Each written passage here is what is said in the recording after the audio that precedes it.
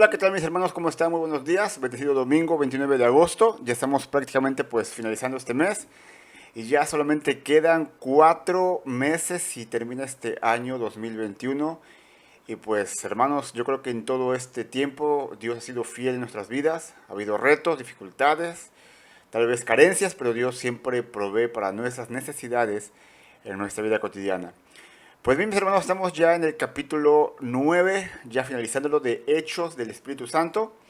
Llevamos ya la tercera parte de este libro y pues vamos a ver cómo nos da el tiempo para terminar este libro de Hechos, que es pues relativamente largo, es como para 3 4 años, pero obviamente estamos viendo un poquito más, no apresurado, pero sí un poquito más, más versículos, para que tampoco sea tedioso, ¿verdad? A la hora de pues ver todo este libro.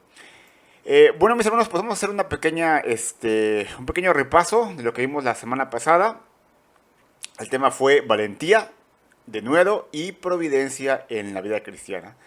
Así que encontramos a un Saulo ya convertido, después de que recibe la vista, después de que recibe el Espíritu Santo, que Saulo pasa unos días con sus ahora nuevos hermanos en Cristo. Y después de eso él comienza a compartir el Evangelio a los judíos que estaban en Damasco. Y nos imaginamos la escena de la semana pasada, ¿cierto? Que por un lado tenemos a cristianos conmocionados y sorprendidos de cómo un hombre tan fiero, tan perverso, tan malvado como Pablo haya llegado a Jesús. Y por otro lado, nos imaginamos de lo horrorizados que deberían de estar los judíos al ver que su campeón captura a cristianos. Ahora era uno que decía que efectivamente Jesús era el Cristo. Y así como nosotros fuimos antes sin Cristo, hermanos, ahora podemos dar de gracia lo que de gracia hemos recibido.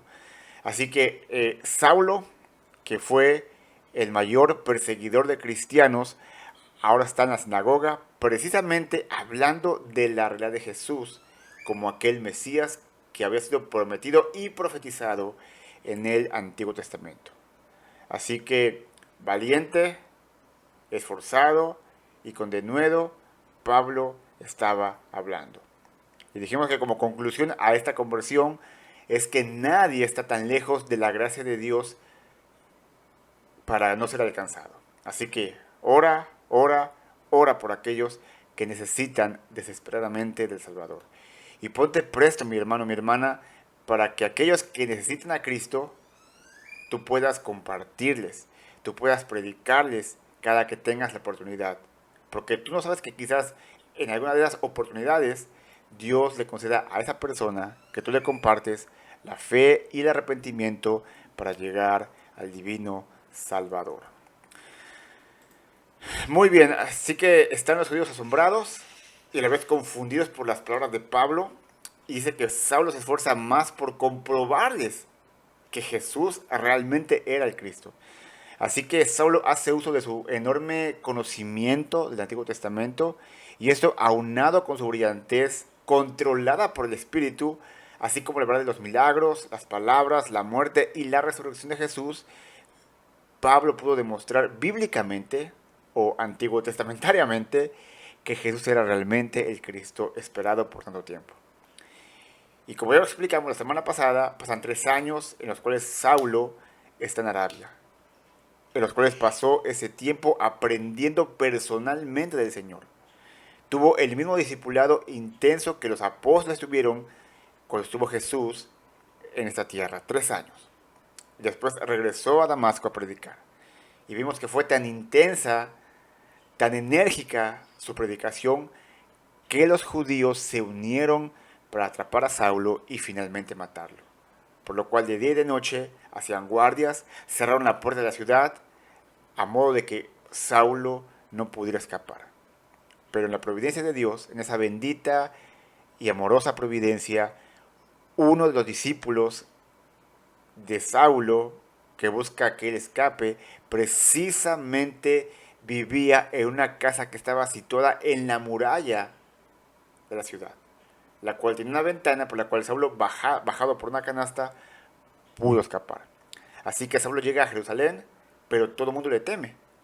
Ningún creyente se quiere acercar a Saulo pensando que era un lobo vestido de oveja. Y es entonces cuando reaparece en escena el hijo de consolación. Este es Bernabé. Bernabé seguramente oró al respecto, pidió valentía al Señor. Recordemos que nadie sabía que Saulo era convertido en Jerusalén. Y con valentía y de nuevo fue y se presentó y se contactó con Saulo. Para que efectivamente Bernabé se diera cuenta que este hombre había tenido un encuentro con el Cristo resucitado cuando él iba camino a Damasco. Así que sin más que hacer, fue con los apóstoles, Bernabé y Saulo, y les presentó a Saulo contándole su testimonio.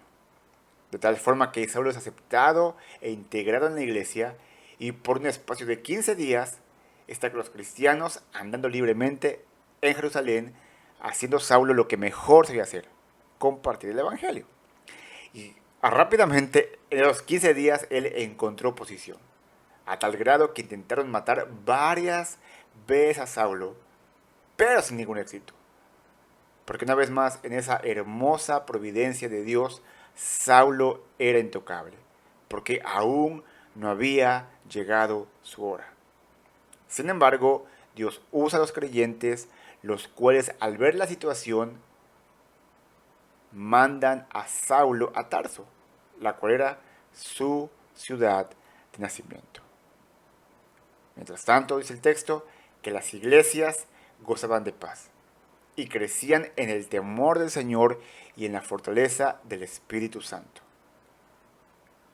Estas iglesias jóvenes, recién convertidas, recién instauradas, tenían un temor reverente por el Señor para obedecer sus mandamientos en amor a Él. Y por otro lado, constantemente ellos oraban para que el Espíritu Santo les guiara, les fortaleciera y fueran llenos del Espíritu. Así que ahí terminamos por un momento, hacemos un paréntesis, o hace Lucas un paréntesis en el libro de Hechos para la vida de Saulo, y una vez más tendremos otra figura que regresa al escenario, el apóstol Pedro, el cual fue central del capítulo 1 a capítulo 8, otra vez vuelve a ser central en el 10 hasta el capítulo 13, ¿ok? Así que como dijimos, hoy terminamos el capítulo 9 y si Dios permite, la próxima semana estaremos empezando de lleno en el capítulo 10. Así que mis hermanos, la predicación del día de hoy la he titulado Señales de un ministerio personal eficaz. Señales de un ministerio personal eficaz, ¿ok? Así que por favor, como vamos a orar en esta tarde, en esta mañana, perdón, y te pido que inclines tu rostro, cierres tus ojos y oremos en esta mañana. Amado Dios y Padre Celestial, te pedimos que tú bendigas tu palabra esta mañana. Te damos una vez más las gracias por permitirnos escucharla por línea. Gracias por la tecnología, Señor. Gracias porque a pesar de que la tecnología es usada para muchas cosas malas, muchas cosas ideológicas, nosotros, tus hijos, podemos ocuparla como un medio para propagar tu palabra, para propagar tu evangelio, para que seamos transformados por el mismo, Señor. Padre, te pedimos en esta hora que tú sigas transformándonos a la viva imagen de tu Hijo Jesucristo, que podamos reconocer nuestro pecado, reconocer nuestras faltas y arrepentirnos y cambiar mediante ti. Pedimos la bendición en esta hora, en tu nombre. Amén. Mis hermanos, es muy interesante porque por más grandes que puedan haber sido sus ministerios, los más nobles siervos de Dios siempre han sacado tiempo para ministrar, para estar con gente, con individuos, personalmente. Y vemos que Moisés casi se agotó haciendo eso, haciendo pues liderazgo a toda la gente, hasta que su suegro lo reprendió por manejar mal el tiempo y le sugirió que delegara, ¿cierto? De igual forma, a pesar de las multitudes que acosaban a Jesús, nuestro Señor siempre tuvo preocupación y tiempo para las personas de forma individual. Esteban participó en el cuidado personal de las viudas, Hechos capítulo 6. Y Pablo, aunque consumido por alcanzar ciudades y naciones, él fue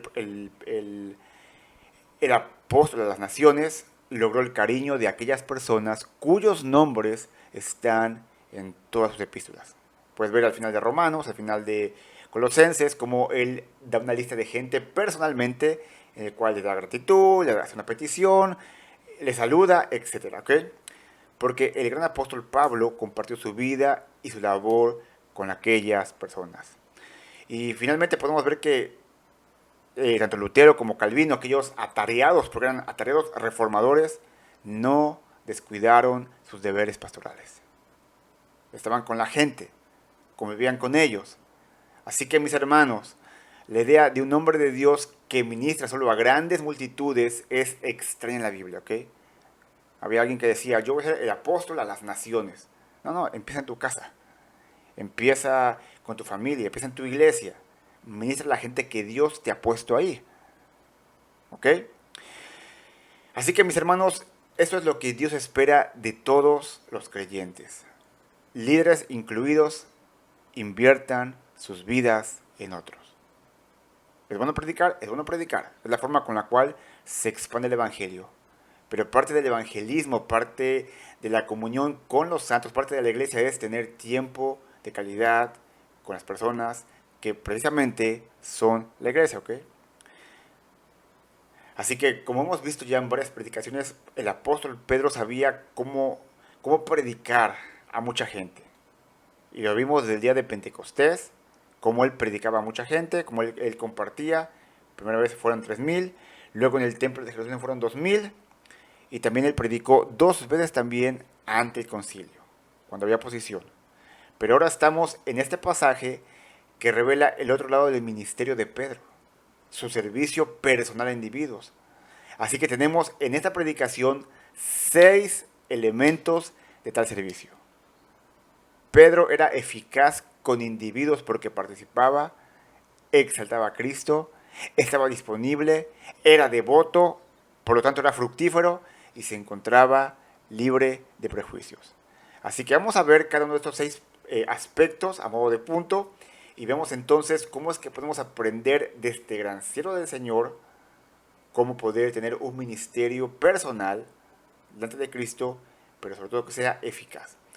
Así que todos mis hermanos vayamos al primer elemento de un ministerio eficaz. Primer punto viene siendo la participación. La participación, versículos 32 al 33 que vamos a estar leyendo ya, ¿ok? Participación. Dice así, y mientras Pedro viajaba por todas aquellas regiones, vino también a los santos que vivían en Lida. Allí encontró a un hombre llamado Eneas, que había estado postrado en cama por 8 años porque estaba paralítico. Entonces vemos que el escenario, como ya dijimos, cambia de Pablo a Pedro una vez más. Pedro vuelve a ser el personaje central en la narración, como ya dijimos, de los próximos 3 capítulos. Capítulo 10, 11 y 12. Y ya en el capítulo 13, en adelante, el ministerio de Pablo va a dominar el resto de todo el libro, ¿ok? Pero bueno, solamente como para introducción rápida. Enfoquémonos entonces en el apóstol Pedro, ¿ok? Recordamos que en ese tiempo la iglesia, en el tiempo que está ahora Pedro, en este versículo, capítulo, la iglesia ha estado en constante expansión.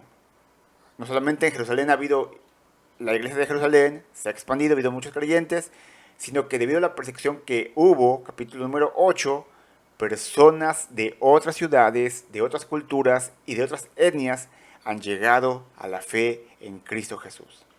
Y por ende, como resultado, se han levantado nuevas iglesias en otras regiones. Por lo tanto, Pedro, así como los demás apóstoles, requieren y necesitan visitar tales iglesias para ver cómo es que estaban prosperando en la fe. Y si hubiera alguna dificultad, alguna situación, poder arreglarlo, ¿ok? Así que el texto nos dice, mientras Pedro viajaba por todas aquellas regiones. Y aquí se nos muestra el continuo carácter del ministerio del apóstol en esa época. Pedro era una persona que estaba en constante movilidad, preocupado por el bienestar de los demás creyentes. Y en uno de esos viajes, dice aquí el texto que vino también a los santos, a los creyentes que habitaban en Lida. Hermanos, Pedro no permaneció en alguna oficina jerárquica, en la iglesia ahí tomando café, viendo cómo hacer las cosas, cómo programar, sino que se lleva en movimiento, lo que hacía que para Dios fuera fácil dirigirlo. Dios podía dirigir fácilmente a Pedro porque él estaba con ese deseo, con ese gozo, con esa voluntad de servir a Jesús, de ver cómo iban las cosas en aquellos lugares. Así que mis hermanos, quienes participan activamente en el ministerio son por lo general los que reciben de Dios las principales oportunidades ministeriales. Confían sus ministerios más prósperos a sus santos más atareados. Así que hermanos, el simple hecho de estar activo en la iglesia, en el grupo pequeño, en el discipulado, en lo que tú haces para el Señor, te coloca en oportunidades estratégicas, ¿ok? Dice Pedro, el texto que Pedro fue a Lida. Y Lida, mis hermanos, estaba situada a unos 15 kilómetros al sureste de la costa marítima de Jope. Y este lugar era un lugar muy importante, ya que le atravesaban los caminos de Egipto a Siria y de Jope a Jerusalén. O sea que había mucha gente que pasaba y que se le podía compartir la palabra. Era un punto muy específico, muy importante para establecer allí una iglesia. Y en la actualidad, esa ubicación está ahí, el aeropuerto internacional de Jerusalén. ¿Ok? Así que cuando Pedro llega ahí, llega a ese lugar, dice el texto que halló allí a uno que se llamaba Eneas, que hacía 8 años que estaba en cama, pues era paralítico. Hermanos, esto es muy interesante, ya que dice que encontró a un hombre llamado Eneas. En contraste, como veremos más adelante, que se refiere a Dorcas como una discípula. Por lo que entendemos, por esa declaración, que Eneas no era creyente, era un hombre llamado Eneas, no era un discípulo, era un hombre, no era creyente, era un pagano, requería la salvación.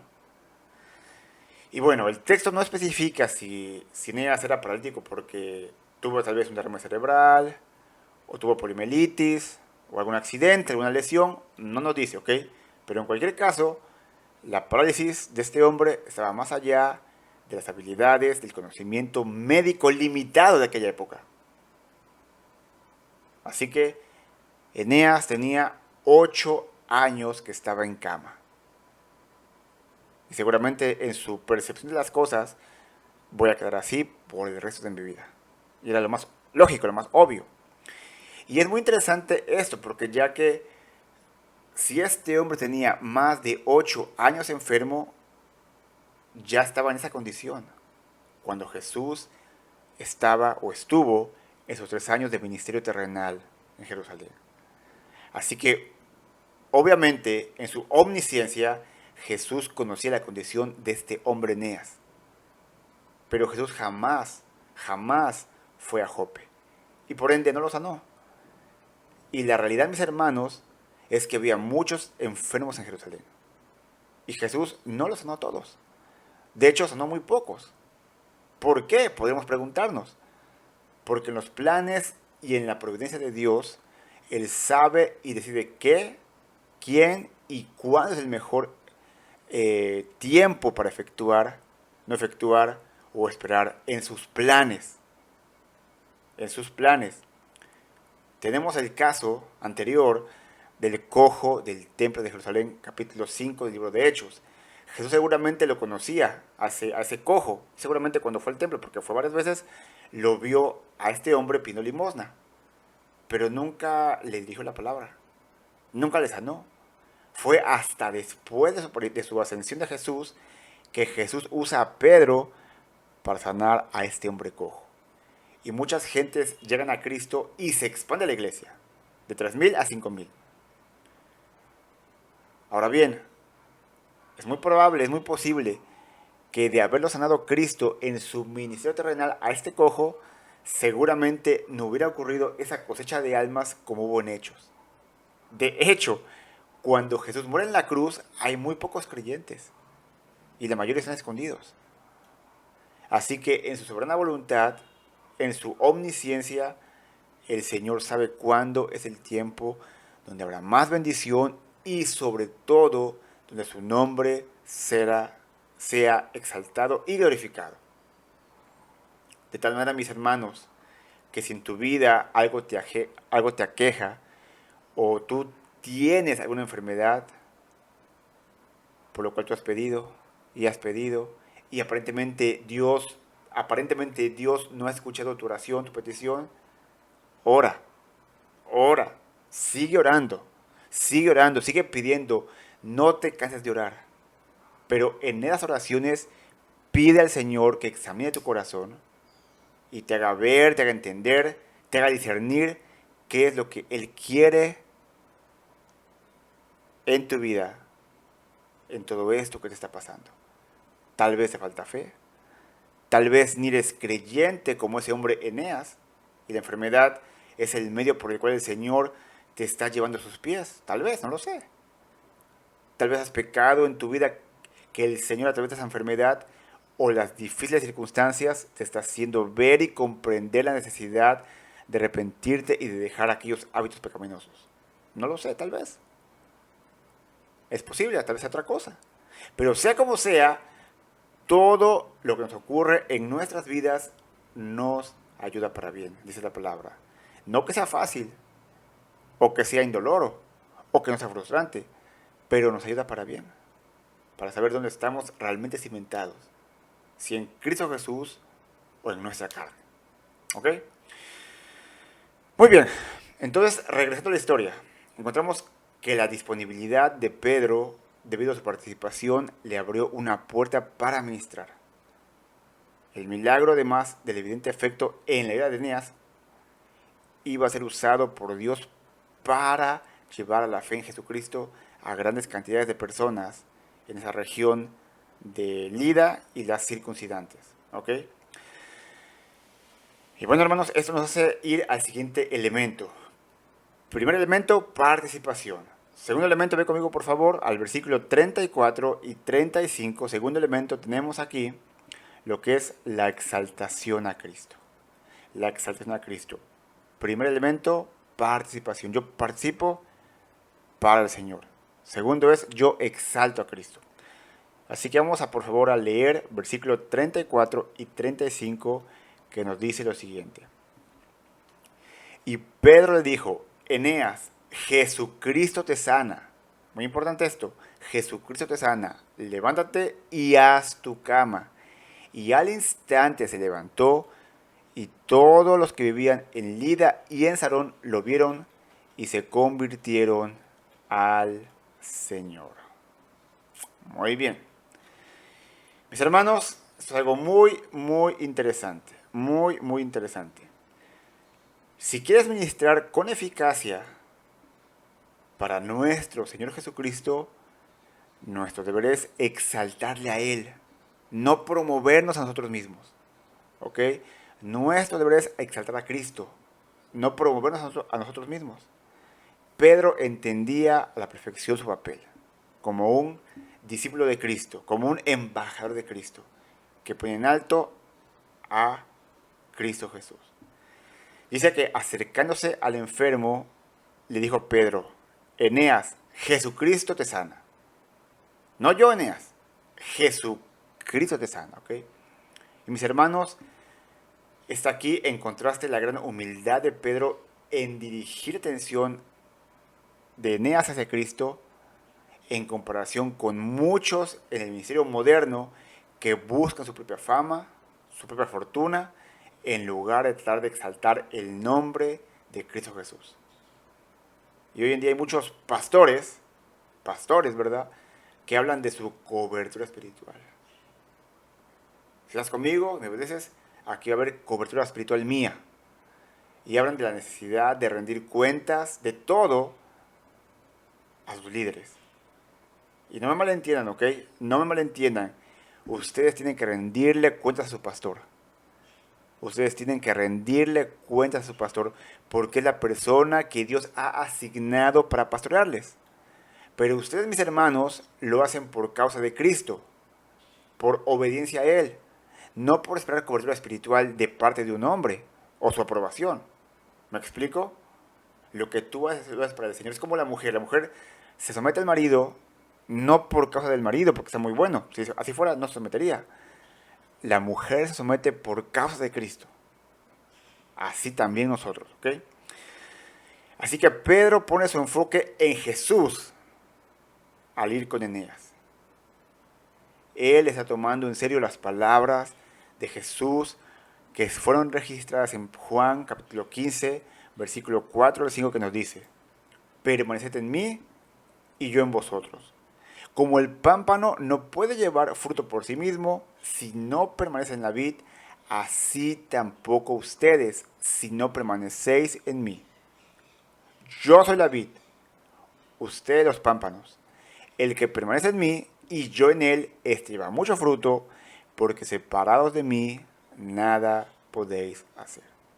Puedes tener mucha fama tal vez, mucho prestigio, muchos recursos, aún sin enfocar a Cristo, pero tú estás pecando. La gente te sigue por tu prestigio y tu verborrea, no porque haya algo en ti especial. Y esa gente, si no cree en Cristo, se va a perder. Jesús fue muy claro: separados de mí, nada podéis hacer. No es que haces poco, haces mediano, haces un poquitito. Nada. Nada puedes hacer. Y es muy interesante porque aquí donde ahora vivo, que es muy caliente, tengo un patio trasero y crece mucha hierba. Muchísima. Es ridículo que cada 2 semanas hay que cortar el pasto. Y crecen hasta 50 centímetros la hierba.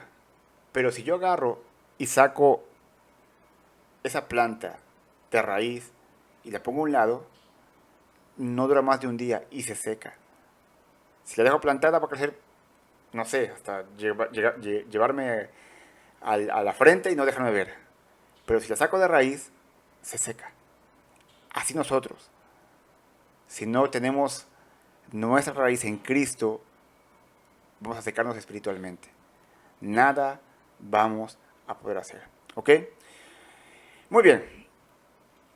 Primera de Pedro, capítulo 4, versículo 11. También Pedro repite esas palabras. Dice lo siguiente: si alguno habla, hable conforme a las palabras de Dios. Si alguno ministra, ministre conforme al poder que Dios da, para que en todo sea Dios glorificado por Jesucristo, a quien pertenecen la gloria y el imperio por los siglos de los siglos. Amén. ¿Ok? Lo que tú hablas tiene que ser un reflejo de lo que hay en tu corazón. ¿Qué hay en tu corazón, hermano? ¿Qué hay en tu corazón, hermana? Espero que sea la Biblia. Espero que puedas tú hablar, como dice la palabra, con cánticos, himnos espirituales, para dar gracia al que escucha, para edificar a los creyentes.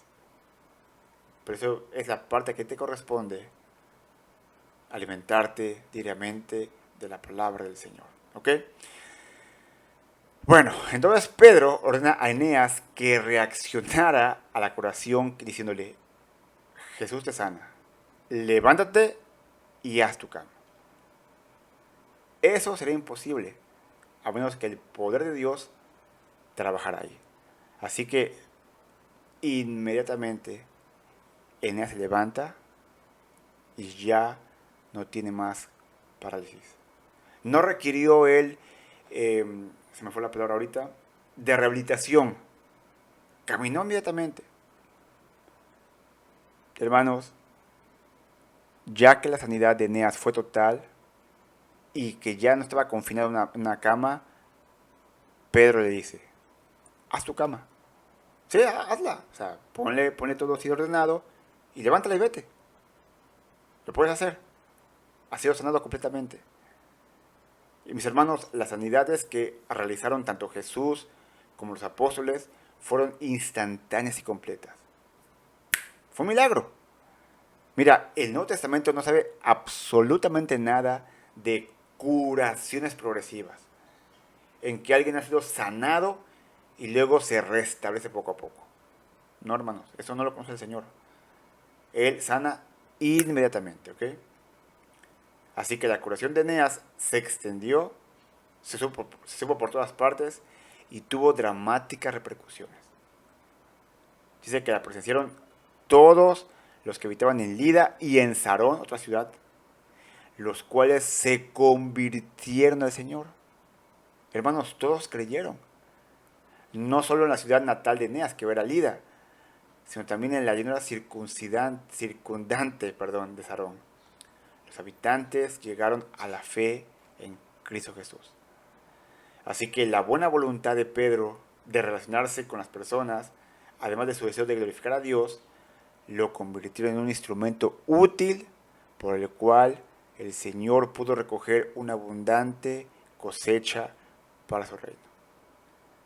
Así que se requieren dos cosas aquí en tu vida: una buena voluntad para relacionarte con la gente, para dar el evangelio, para que dé como resultado que Dios sea glorificado. ¿Okay?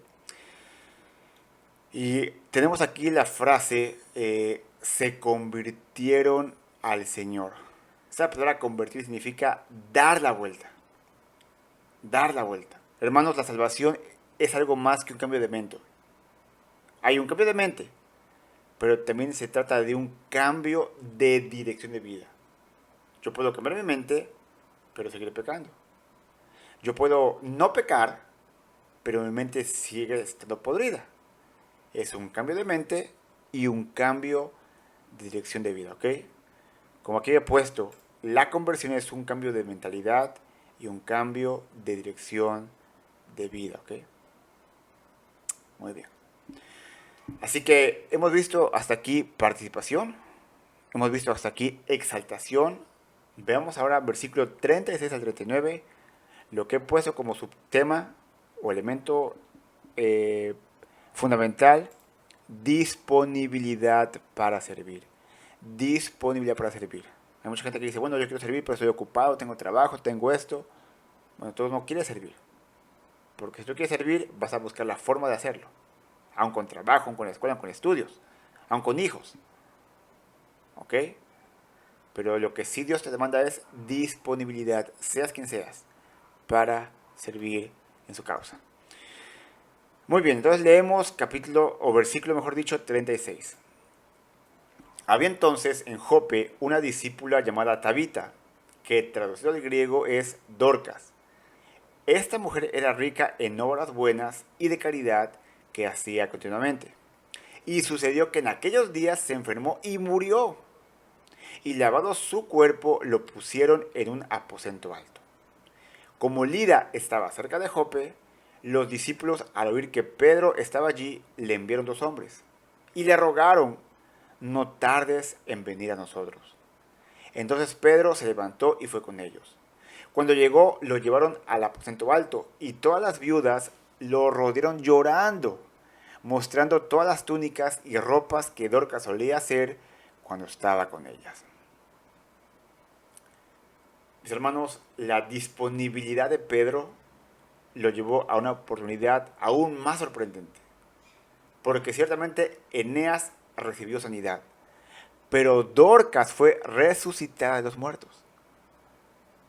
Así que mientras Pedro estaba en Lida, la tragedia de la muerte de Dorcas golpeó a la iglesia que estaba cercana en Jope. Uno de los miembros más amados de esa iglesia era una discípula llamada Tabita, que en griego significa Dorcas, que realmente al español significaría gacela, ¿ok? Y el epitafio de esta encantadora dama era alguien que es rica en buenas obras y en caridad que hacía continuamente. Yo creo que todos queremos que cuando muramos, en nuestro epitafio diga un gran creyente, un gran padre de familia que dio el evangelio, un gran pastor, un gran hijo de Dios, algo que muestre que tú y yo estábamos en Cristo. Todos lo queremos, ¿cierto? O espero que sí. Y específicamente esta mujer que era rica en obras, nos dice el versículo 39 que ella hacía ropa para los pobres y necesitados, para las viudas. Hermanos, a diferencia de Eneas, a Dorcas se le llama de manera específica una discípula. Una discípula. Porque Dorcas era sin duda un ejemplo apropiado para lo que debía ser y lo que debe ser una mujer cristiana.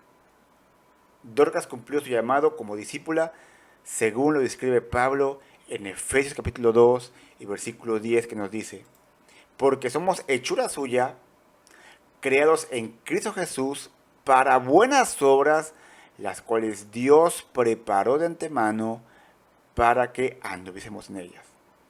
Hermanos, un cristiano hace buenas obras, no para salvación, porque es salvo. Versículo 10 está después del 8. ¿Qué dice el 8? Porque por gracia sois salvos por medio de la fe. Y la fe no es de ustedes, sino que es un regalo de Dios, para que nadie se gloríe por obras, ¿ok? Tú llegas a Cristo por la fe.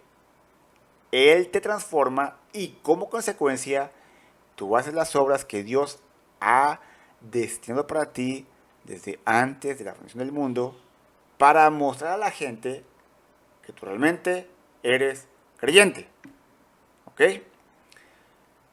Colosenses capítulo 1, versículo 10, dice lo siguiente,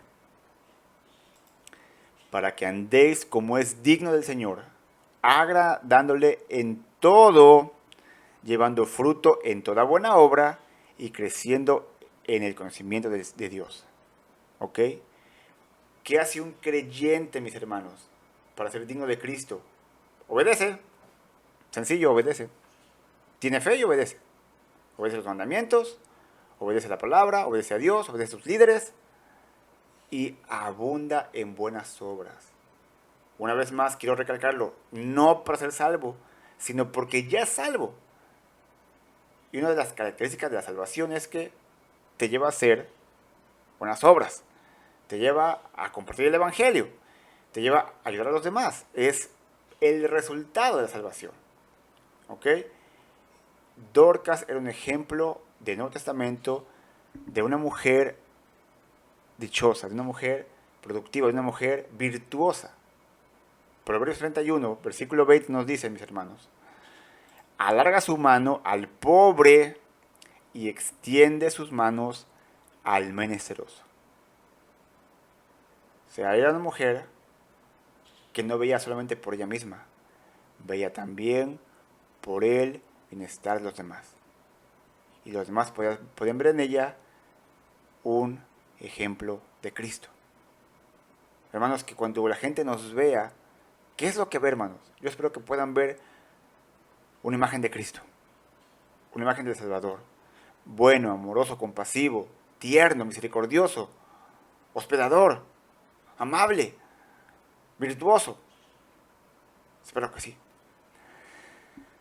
Así que, naturalmente, cuando en aquellos días Dorcas enferma y muere, esto fue un golpe durísimo, durísimo para los creyentes en Jope. Lida, como dijimos, estaba cerca de Jope. Los discípulos se enteraron de que Pedro estaba allí. Y sin duda ellos también habían oído de la curación de Eneas, lo cual les dio una idea. Enviar a dos hombres a rogarle a Pedro, Pedro, ven por favor, no tardes en venir, aquí hay un problema. Y ¿sabes algo? A Pedro le estaba ocurriendo exactamente lo mismo que le pasó a Felipe en capítulo 8, ¿recuerdan? Estando Felipe completamente ocupado, dando discipulados, dando consejerías, preparando líderes, porque estaba completamente ocupado con las nuevas almas y la nueva iglesia en Samaria, vemos que el Espíritu Santo le dice, mira, Felipe, sal de aquí y vete a un lugar desierto. Y Felipe, un hombre temeroso de Dios, sin saber por qué, se levanta y obedece. Se levanta y obedece. Y posteriormente vemos que se encontraría con el eunuco etíope. Así que, de igual forma, mis hermanos, a pesar de los absorbentes deberes del apóstol, entre la enorme cantidad de gente que estaba ahí creyendo en Lida, que habían confesado a Jesús como Señor, pero se levanta y fue con ellos. Se levanta, deja de la gente y se va con estos discípulos a Jope. Hermanos, Pedro nunca estaba demasiado ocupado con las multitudes a fin de estar disponible para ayudar en tiempo de necesidad. Y eso tiene debería ser una prioridad, una realidad en nosotros. La necesidad de estar disponibles delante del Señor. La necesidad de estar prestos a servir en su reino. Dejando a un lado nuestro pequeño, egoísta, limitadísimo reino que a veces queremos construir alrededor de nosotros. ¿Cierto? Muy bien. Cuando Pedro llegó a Jope, dice que llevaron a Pedro a la sala donde habían colocado el cuerpo de Dorcas. Pedro vio de primera mano cuánto amaban a la mujer y qué pérdida representaba para la iglesia de Jope la muerte de esta dama. Dice que le rodean todas las viudas. Imagínate todas las viudas ahí llorando. Ay, Pedro se murió, Dorcas. ¿Qué vamos a hacer? Mira, mira las túnicas que hacía Dorcas. Mira cómo se preocupaba por nosotros. ¿Será un lloraderío? ¿Sí así? Había mucho llanto, ¿ok? Una lloradera. Hermanos, y esto es algo muy interesante porque la responsabilidad de la iglesia de cuidar a las viudas en nuestros tiempos ha sido muy descuidada. Y era algo que tenían muy presente al principio de la iglesia. Y también recordemos que en aquellos tiempos las oportunidades de empleo para las mujeres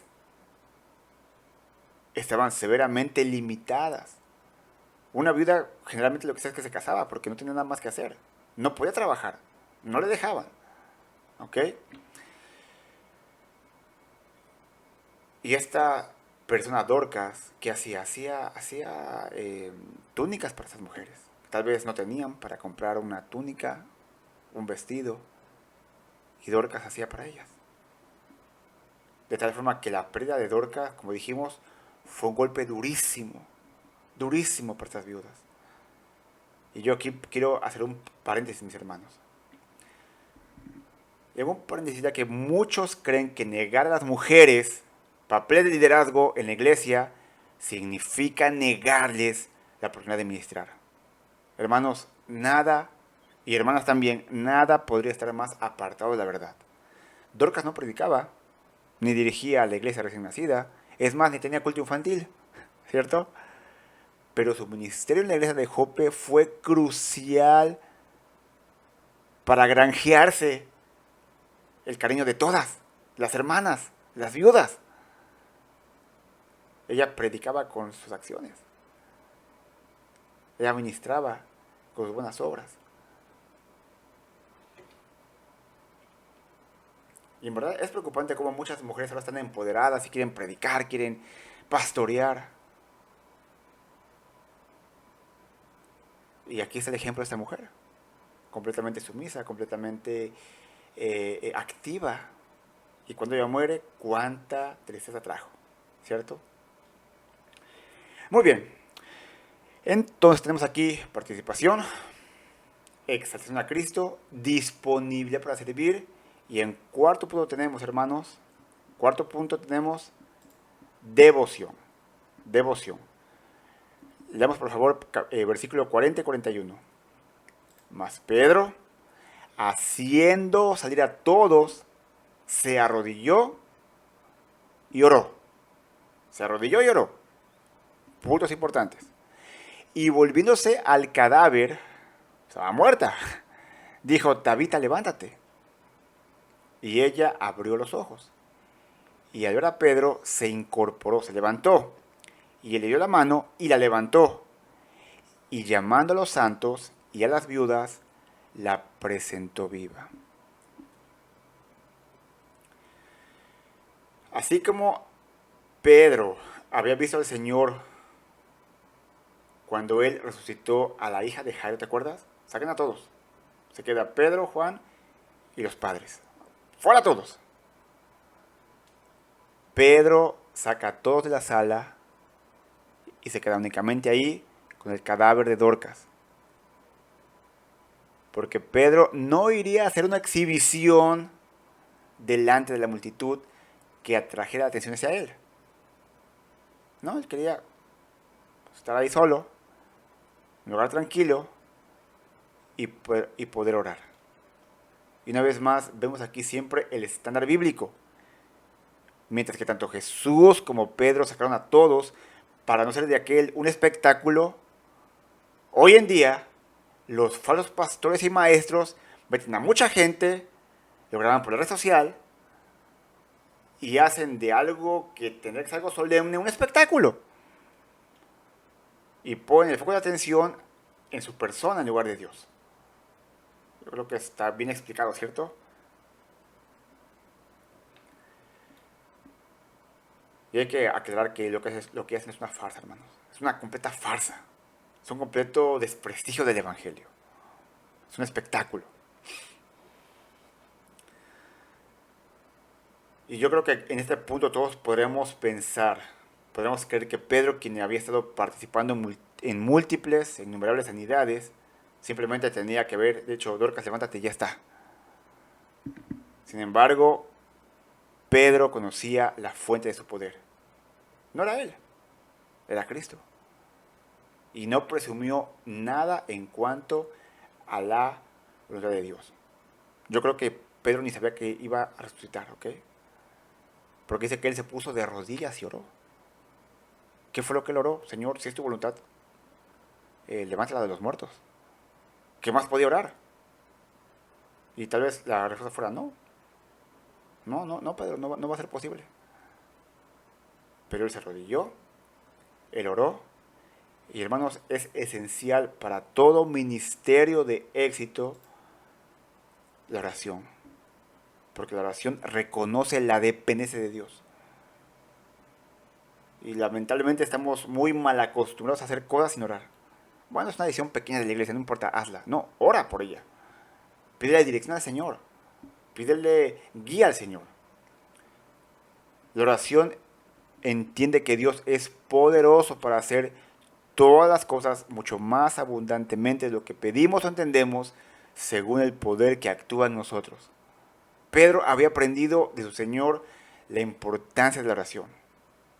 ¿Se acuerdan? Jesús se paraba a las 5 de la mañana, 4 de la mañana y se iba a orar. Muy temprano, siendo muy oscuro, Jesús se levantaba e iba a lugares desiertos para orar.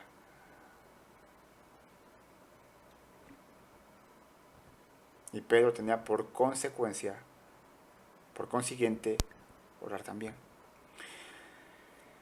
Así que Pedro ora y al terminar de orar, él se vuelve hacia el cuerpo de Dorcas y le dice, Tabita, levántate.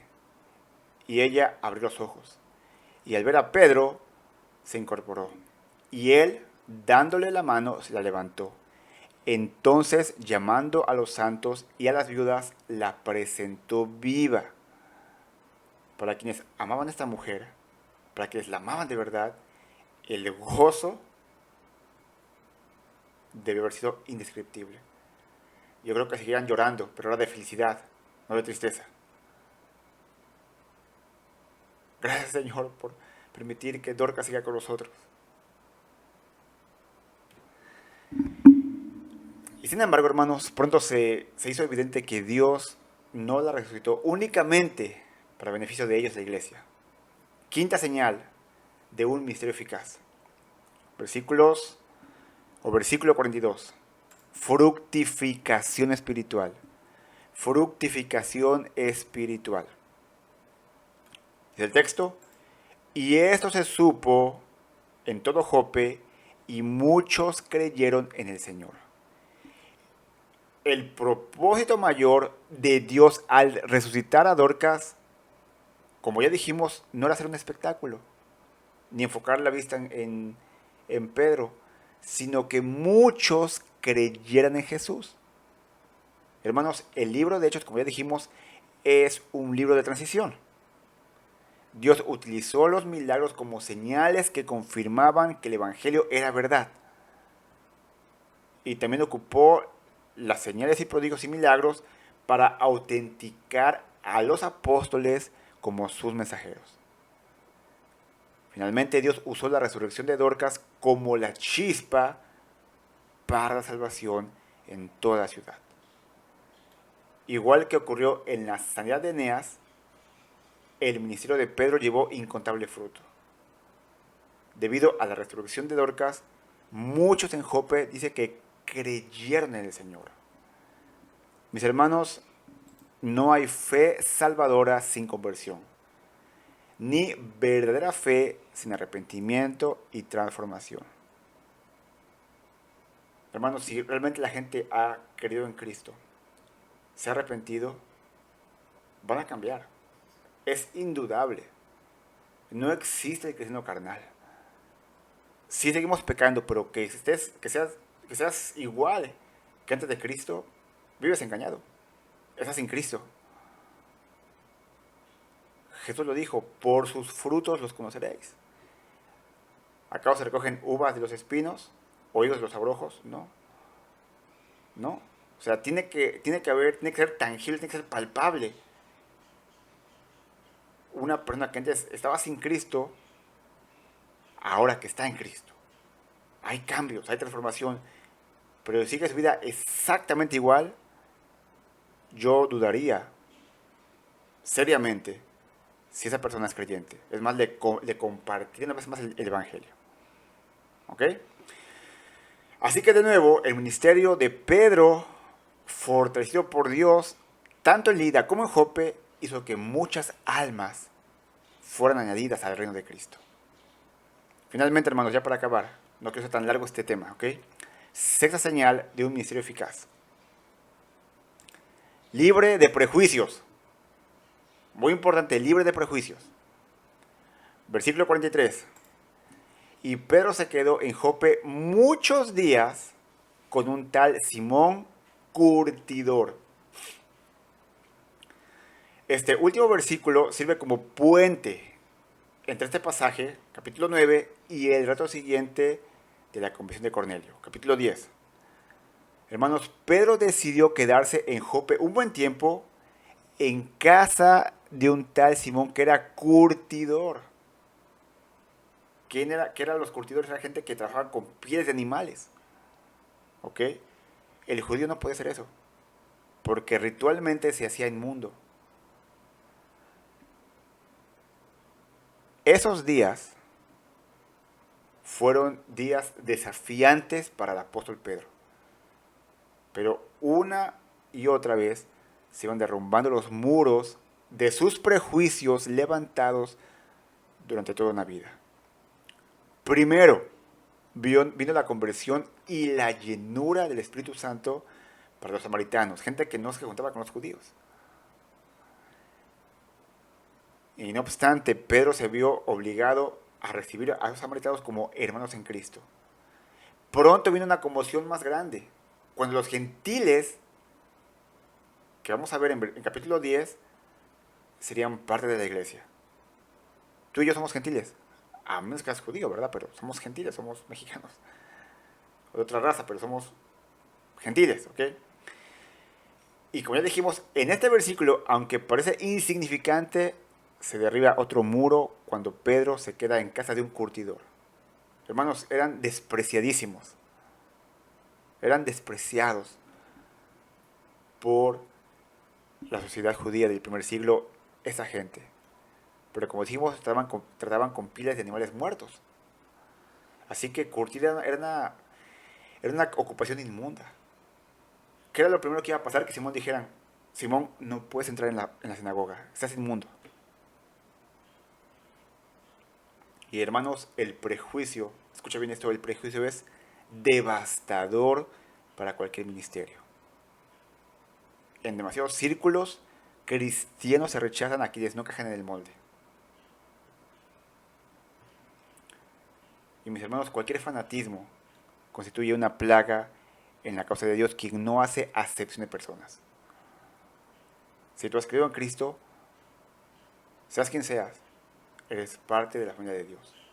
No hay sitio para el prejuicio en un ministerio personal y eficaz. El celoso judío y patriota, porque era un patriota Pablo, aprendió esa lección. Y él nos dice en 1 Corintios, capítulo 9, versículo 19 al 22. A pesar de que soy un hombre libre y sin amo, me he hecho un esclavo de todos para llevar a muchos a Cristo.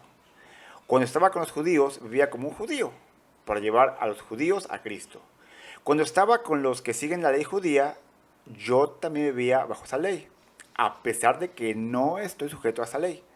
Yo me sujetaba a ella para poder llevar a Cristo a los que están bajo la ley. Cuando estoy con los gentiles, quienes no siguen la ley de judía, yo también vivo independiente de esa ley para poder llevarlos a Cristo, pero no ignoro la ley de Dios. Obedezco la ley de Cristo. Cuando estoy con los que son débiles, me hago débil con ellos, porque deseo llevar a los débiles a Cristo. Sí, si con todos estos tratos, perdón, si con todos trato de encontrar algo que tengamos en común y hago todo lo posible para salvar a algunos. Ok.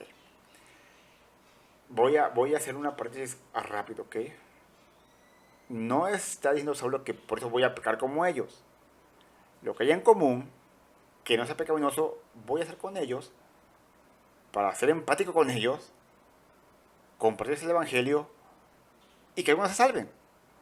¿Ok? Y de la misma forma, Pedro conocía los principios de un ministerio personal eficaz y los vivía. Tú puedes conocer estos principios, pero no vivirlos. Pero los conocía, los vivía, y debido a eso el Señor bendijo tanto el ministerio de este hombre, tanto a muchas multitudes, como a gentes individuales. ¿Ok? Y sería a través de su ministerio de Pedro que otro individuo, Cornelio, también entraría al reino de Cristo por medio de la proclamación del Evangelio. Así que mis hermanos, escuchan bien eso que te voy a decir. Cuando tu iglesia llegue gente de otra raza, dígase morenos, dígase americanos, dígase asiáticos, dígase lo que sea, de otras creencias, tal vez de algunas ideologías perversas, tal vez homosexuales, tal vez lesbianas o inclusive transexuales, son bienvenidos. Admítelos. No digas, no, porque tal si se me pega eso. Hermanos, son bienvenidos para escuchar el Evangelio de Cristo Jesús. Y dos cosas van a pasar cuando sean admitidos, sean bienvenidos, y les hablemos la sana doctrina, el amor de Cristo, la misericordia de Cristo y la justicia de Cristo. Dos cosas van a pasar cuando tú compartas con fidelidad el Evangelio de Jesús. Primera, estas personas no van a creer, se van a molestar y se van a ir, o en el mejor de los casos, y eso es lo que queremos, van a cambiar su vida de pecado. Dejarán la homosexualidad, el lesbianismo, la transexualidad, su ideología, sus creencias, porque serán transformados en el Señor. De la misma manera que tú fuiste transformado, hermano, hermana. Pero tú eres un mentiroso, o eres un jugador insaciable, o eres un infiel, un fornicario, o un ladrón. Pero cuando te arrepentiste de tus pecados, Cristo te transformó. Pero como ya dijimos, nadie está tan lejos de la gracia de Cristo, nadie. Y como creyentes en Cristo, necesitamos tener estos 6 elementos para un ministerio personal eficaz. Número 1, participación en las cosas del Señor. ¿Qué estoy haciendo yo para participar en mi iglesia? En la calle con la gente que yo veo, en mi trabajo con la gente que yo me topo. Número 2, exaltación a Cristo. ¿Cómo yo lo exalto? ¿Cómo yo le glorifico en mi vida? Número 3, disponibilidad para servir. Hermano, ¿estás tan ocupado que no puedes servir un rato? ¿Estás tan ocupado que no tienes tiempo para nada? ¿Seguro? ¿Segura? Devoción al Señor. ¿Cuánto yo realmente tengo esa entrega a Cristo? A sufrir por el Evangelio. Fructificación espiritual. El resultado de todo lo anterior. Y libertad de prejuicios. ¿Qué importa si es gordo, si es flaco, si es negro, si es alto, si es, no sé? Al final todos somos pecadores. Y al final, si Cristo le ha concedido la fe y el arrepentimiento a aquella persona, sea cual sea, van a transformar sus vidas, porque es lo que Dios está supuesto a hacer a todos aquellos que han creído en Cristo Jesús. Amén. Te pido, mi hermano y mi hermana, que inclines tu rostro, cierres tus ojos y vamos a orar. Señor, te damos en esta mañana las gracias por tu palabra. Te pedimos, Padre eterno, que nos uses, Señor. Seamos devotos a ti, participemos en tu palabra, te exaltemos a ti, Señor Jesús, estemos dispuestos a sufrir, estemos libres de prejuicios, que es lo más problemático hoy en día. ¿Cuántos prejuicios tenemos raciales, sociales, ideológicos, etcétera, Señor? Y tú nos mandas a dejar eso a un lado, compartir tu palabra, y tú prometes transformar vidas y cambiar corazones, Señor. Te pedimos que eso sea una realidad muy, muy, pero muy real, muy palpable en nuestras vidas, de tal forma, Señor, que podamos compartir tu evangelio con eficacia, con denuedo, con valentía, hacia aquellos que no detienen, Señor. Te pedimos todo esto, Padre, en el nombre de Jesús. Amén. Pues bien, mis hermanos, fue un poquito largo este estudio, pero yo creo que valió la pena. Nos vemos todos, si el Señor permite, el próximo mes, o sea, la próxima semana, para el capítulo 10 de este libro de Hechos del Espíritu Santo. Dios les bendiga.